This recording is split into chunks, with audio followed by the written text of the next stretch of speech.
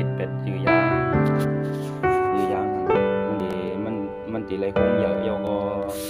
เจ๋งว่ามันบอกนั่นนะเนาะจึงเขายังกันว่าการง่ายๆพวกความบ่นี่นะกินปูว่าจังนั้นเลยก็เลยเจอยาสิทธิ์ยื้อสิทธิ์แต่การบ่การสิทธิ์การเจอยาสิทธิ์ยื้อเนี่ยนะมันก็บ่เข้มก็คือมันเฮ็ดอันตรายต่อตัวเจ้าเก่านั่นนะบ่สิทธิ์ยื้อนะบางทีเฮ็ดให้ขามวยแองจิบแองสังอะไรนี่ทั้งหลายนะบ่เจอยาสิทธิ์ยื้อนะ1 ปี1ปอกกันในส่วนของกรรมในส่วนของกรรมนะครับก็ยังบ่ได้1 ปี1ปอกเข้าเรื่องจริงเรื่อ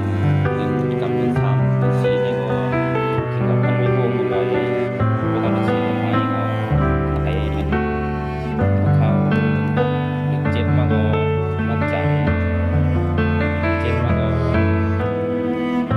จ่ายยาก็ไม่บอกเรื่องนี้มาลองหัวมันเจอยาสิทธิ์ยื้อได้ตามลองมาแล้ว